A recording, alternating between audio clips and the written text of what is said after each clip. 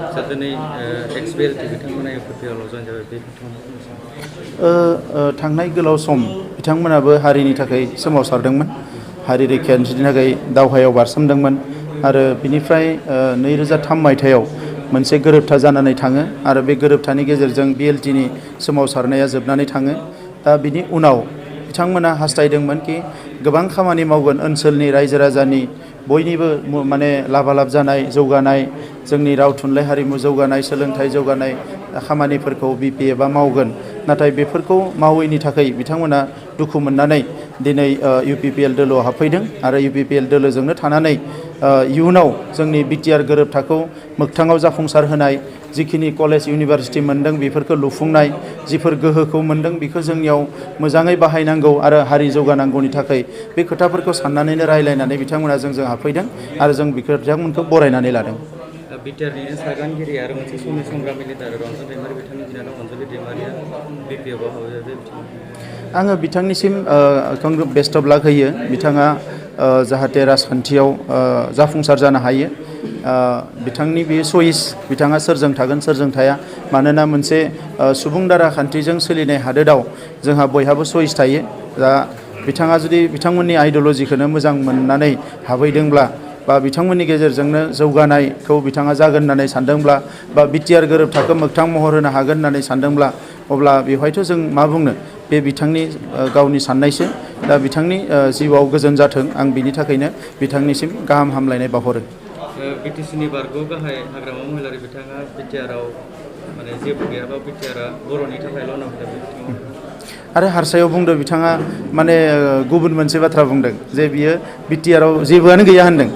आरो फारसेथिं एखमबा बिथाङा बुंदों बियो बर'नि थाखायल'। दा बे उल्थां फाल्थां खोथाफोरखौ बिथाङा बुङो। बेनो दुखुनांथाव कि बर' हारियाव दायो गोबां लेखा गोरों मानसिफोरबो दङ, साननो हनो गोरों मानसि दङ, नाथाय जोंनि लिडारा, जायखौ जोङो लिडार होननानै मानिबोबाय थांनाय 19 बोसोराव बिथाङा जे एसेबां उल्थां फाल्थां खोथा बुङो, हारिया खहा जानाय खोथा बुङो राजखान्थिनि सार्थआव, बियो जोबोद दुखुनांथाव। दा बेनिखायनो बिथांखौथ' जोङो दायो खावलायनानै थिग खालामनो हाया, मानोना बिथाङानो राजा, राजाखौथ' रावबो सोलायनो हाया। ओंखायनो गणतन्त्र देशआव फोरजाफ्रा मोनसे गोहो थायो, भट होनानै राजाखौ सोलायनो हायो, खुगाजों बुंनानै बिथांखौ सोलायहोनो हाया। दा नंखायनो दिनै बयबो जोंनि रायजो राजाफ्रा खौसे जादों, ओंखारबोदों आरो एबार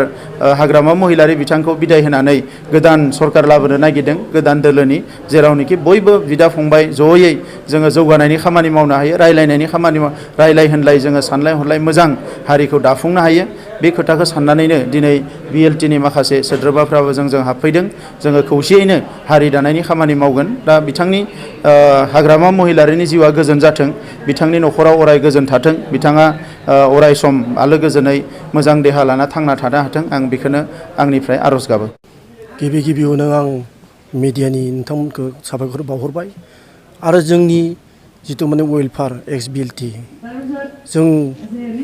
इउपिपिएलआव फैनायनि उद्देश्य आरो जों एक्सबिएलटि जानानै इउपिपिएलआव मानो फैनो गोनां जाखो बेखौ निस्सय नोंथांमोना उनावबाबो मोनथिगोन आरो जों दा एसे जि हायो बुंनो जों नाजागोन। जों एक्सबिएलटि वेलफेयार जानानै फैनायनि उद्देश्यआ जाबाय जों इउपिपिएलखौ जोङो बिथांमोननि आदर्शखौ नेम निथिखौ जों जोबोद मोजां मोनदों आरो बिटिआरखौ वेलकाम खालामदों, जाहाथे बिथांमोना जोंखौबो लोगोसे जेरावखि खामानि मावा मानो, जेरावखि थाङा मानो बेजों लोगोसे जोंखौबो जाहाथे लांफायो। जों बेखौनो आदर्शखौ मोजां मोननानै जोङो बेवहाय जोङो जयेन जाफैबाय। बे जयेन जानायनि उद्देश्यआ बेनो आरो जोङो 16-17 बोसोर जाबाय जोङो जेबो मोनाखै बिपिएफआव हाबनानै। एक्सबिएलटियानो लाबोदों बिपिएफ बनायदों राजनितिक हाबनानै, नङा होमबा? दा बेनिखायनो जोङो जेबो थानायनि जायगा गैया, मोनजानायनि जेबो राहा गैया, बेनिखायनो जोङो फैनो गोनां जादों, उफाय गैया। जों दिनै 17 बोसोर 15 बोसोर जालांबाय बा 15 बोसोर 17 बोसोर जालांबाय, जोंहा संस्थापन गैया, जों थाग्रा गावनि जायगाखौनो जों दिनैसिमबो मोजां रोखोमै बानायनानै लानो हायाखै। दा बेखौनो जोङो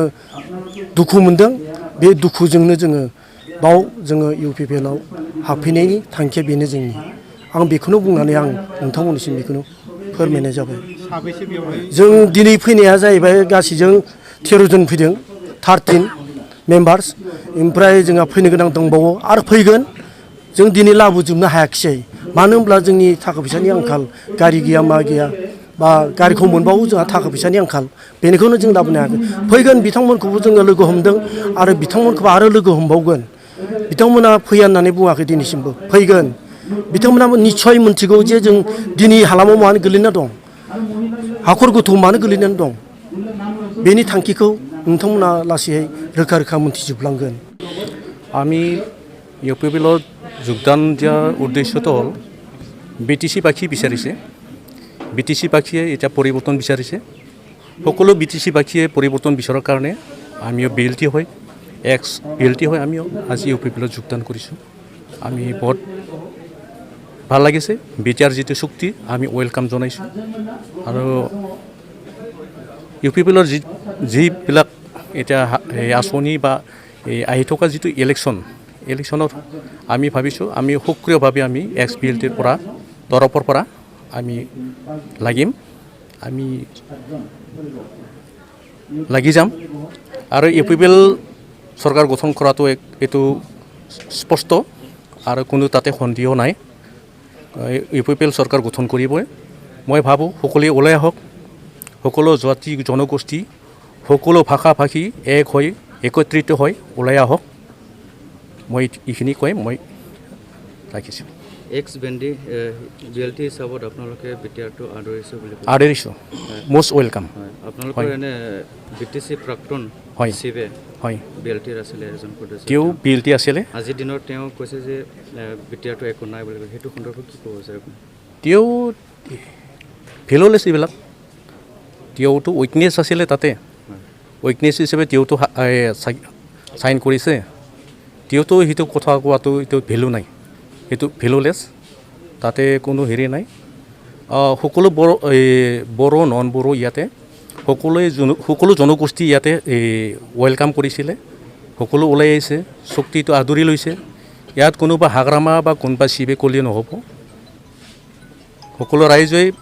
মানি লৈছে এইটোৱে আপোনালোকে পৰিৱৰ্তনৰ কথা কৈছে কি দিশৰ পৰিৱৰ্তনৰ কথা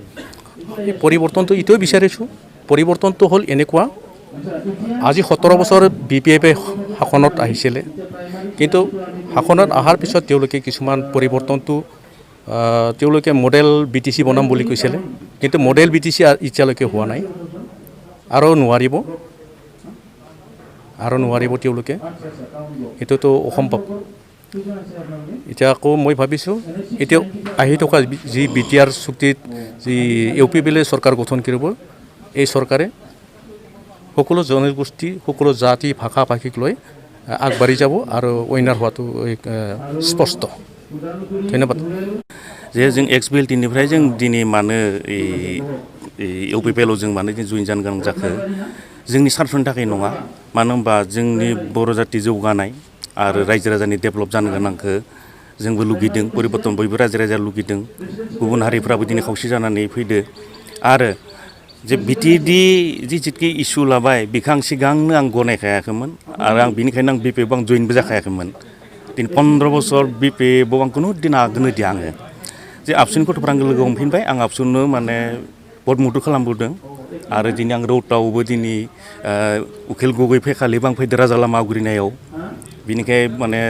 बयबो आंखौ मिन्थिगो जे जातिनि सेन्टिमेन्ट दङ होननानै आं बिनिखायनो जेबो माने सार्भिस जा थाखा फैसा जा थिखा थुखाना जेबो आंहा बिनि मोनसे लुबि गैया जे रायजो राजानि डेभेलपआनो आंनि डेभेलप आरो बयबो परिबर्तनखौ बिसारिदा परिबर्तनानो जानांगौ जाबायदि जोंनि गाहाय मन्त्रि नरेन्द्र मदिया जे जाबायदि परिबर्तन खालामबाय थादों इन्डियाखौ जोंबो जाहाथे बयबो गावबा गाव स्टेटखौ दायित्व लानानै परिबर्तन खालामनाया बे जोंनि कर्तब्य रायजो राजानि आरो जोंनि बिटिआरआबो बिदिनो डेभेलप जालांगोन आरो बयबो गोसो होना मावनांगोन जोंनि केन्डिडेटफोरा गोसो होना मावब्लासो डेभेलपआ जागोन नङाबाथ' थाङै बे बिपिएफ बिदि जागोन खुगावसो बुंबाय हाग्रामा बिथां महिलारि दाङरिया जे बिटिसि मडेल खालामगोन बिटिसि मडेल खालामगोन बहाथ' मडेल जाखो गावबा गावनि न'आवसो मडेल जाबाय गावबा गावासो बहाबा थाखा फैसाखौ दोनैदों बेंकफोराव बा बहाबा फ्लेग बायना हा बायनानै बिथांमोना फ्लेग बानाय दोनैदों बिसो जाहैबाय गावबा गावनिसो मडेल आरो रायजो राजानिथ' जेबो मडेल जायासै माथो बिटिसिआलाय दा आं बेखिनिखौनो बुंनानै आं दोननाय जाबाय